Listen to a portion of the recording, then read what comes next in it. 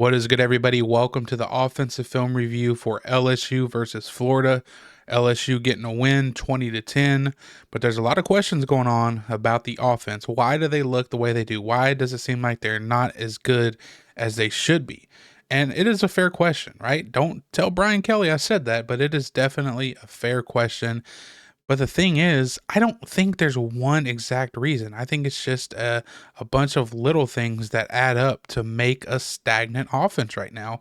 And with the talent that they have, there is no reason why they shouldn't be more productive. So let's get into the film from the game versus Florida. All right, kicking things off here. This is a 3rd and 1 early in the game. We're going to get an inside run here, right? Aiming point for the running back is around this area right here. And it looks like it's going to be a duo run. So basically what we're going to get is we're going to get a double right here on this defensive lineman. And, well, first of all, they fell miserably. Okay, the tight end and the tackle fell miserably on this, right? We're going to get this linebacker shooting this gap, which is going to cause the running back to have to bounce this thing. But when he bounces this thing, he's already going to have penetration here, and he's going to have penetration here from 34, who, in my opinion, should have been blocked by this wing right here. Okay, so let's go ahead and run this thing, see what happens. Okay, boom.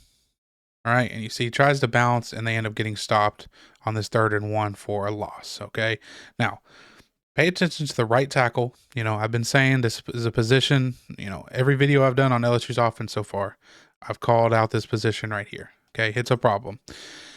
So watch how he tries to initiate this block on this defensive lineman. He's leading with his head. He's leaning way too forward, right?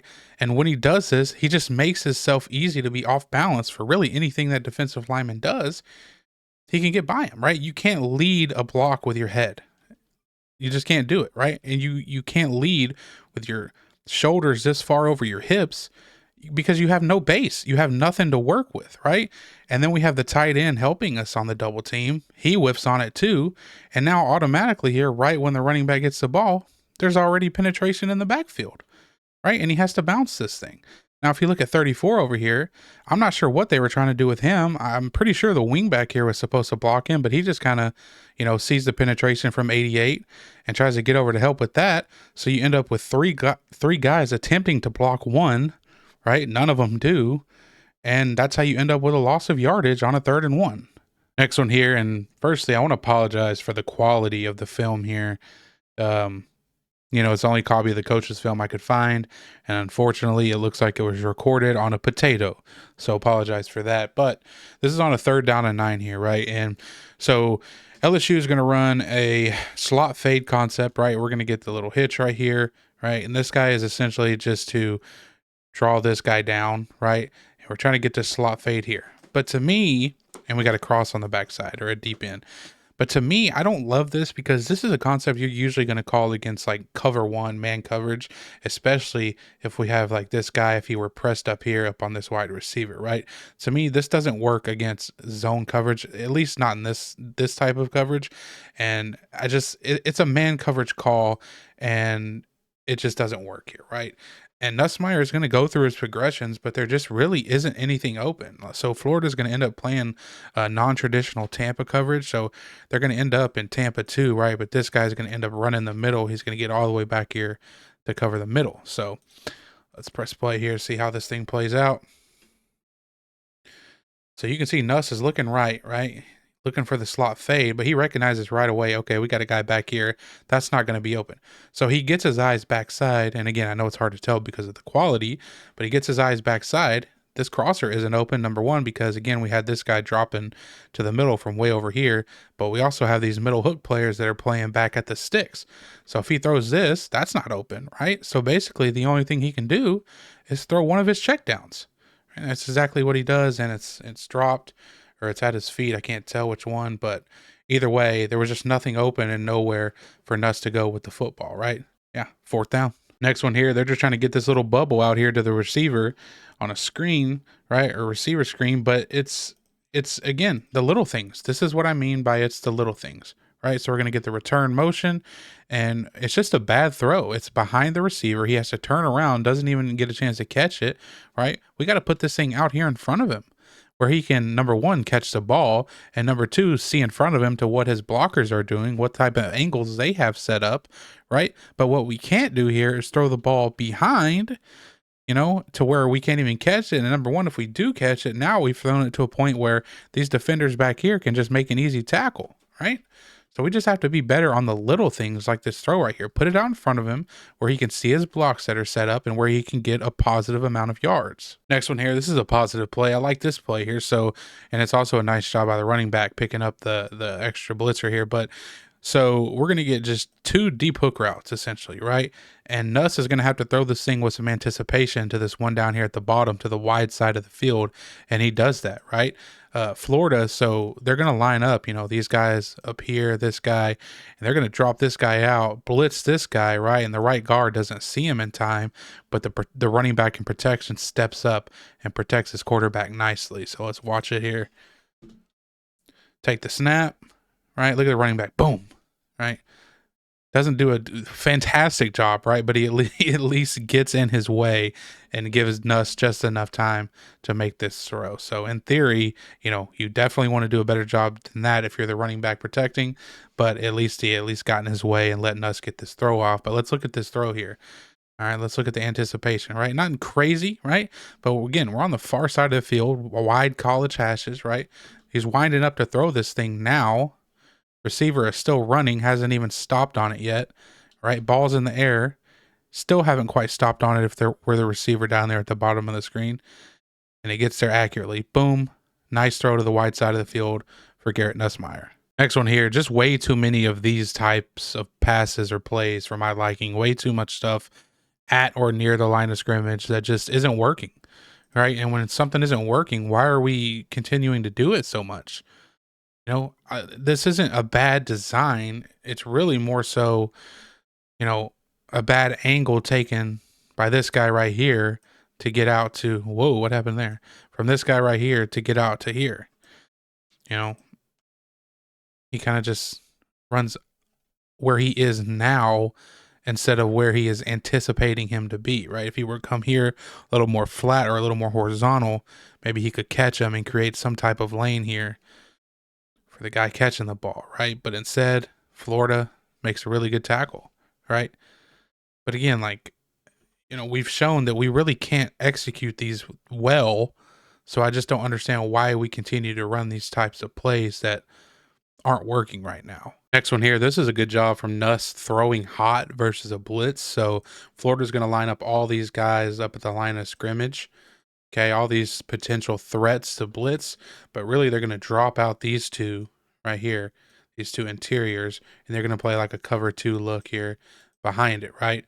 And we're simply just going to hit our slot, right, when he runs into all this open space right here, because this guy is surely faster than these interior guys who are going to be dropping, right?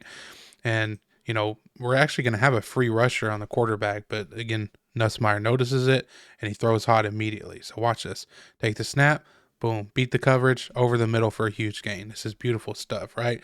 And when you talk about the X's and O's of why do we get, they only end up rushing 5, right? And if we have these guys in to protect, right? Well, why do we end up getting a free rusher when we have 6 guys in to protect? Well, let's look at it. So you can see the center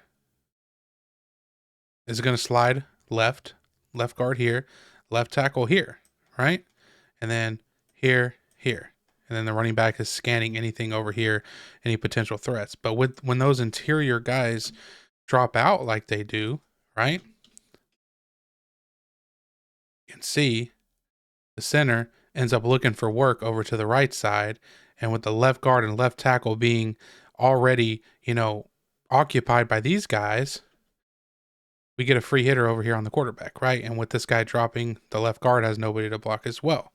And over there on the right side, they do their job, right? Right guard takes his man, right tackle him, and then the running back comes over and takes this DB blitzing off the edge. So really just a good schemed up defense or a blitz from the Florida Gators. It's just what they were trying to do coverage-wise, dropping these big boys out to the middle, just not going to work when you have the speed that LSU has, and they can just run right past you. Next one here, this is on the touchdown pass, and this is a thing of beauty. It's going to exploit the coverage of Florida. So we're going to get over here on this side flat and a deep sit route, right? And this deep sit route is just to make sure this safety doesn't work over here to the front side of the concept here. Really just to hold this safety backside, right? And backside, we're just going to have a little sit down right here and then a post, right? But the post is a thing of beauty, okay? So let's watch this thing. Look at the head fake at the top of the route from the receiver that catches the touchdown. Watch him kind of fake this corner before cutting back inside to the middle of the field with all of this open space. Watch it. Boop, boop. There it is. Little out and up at the top of the route. Boom, boom. Nussmeier puts it on him. Touchdown. Let's look at this from the end zone view because that was beautiful. See the eyes. Wow, nice job. And if you go back, notice that sit route member over here occupying this safety, making sure he don't work towards the middle of the field. Beautiful design. All right, this is a third down here, and I'm not sure what we're trying to do on offense here. So we're going to be an empty, and we're going to get the two inside receivers here, both running what looks like maybe a double post, right? But the spacing here is just I don't understand it. They're just way too close here. I don't know if this is by mistake, by design. If maybe one guy is supposed to be running maybe a clear out and then he would come behind him sort of on like a dagger concept. We see these double post looks, but usually the spacing is a lot better than this because, right now, again, I don't know how they're being taught, but in my opinion, when you have guys that are this close to each other, you're essentially allowing one defender to guard two wide receivers, right? I mean, you're basically giving the defense the advantage here. You can see it. The defender gets hands on. I mean, let's look at it from the quarterback's perspective. Like he lets this thing go, and look, I mean, one guy is splitting the two wide receivers here.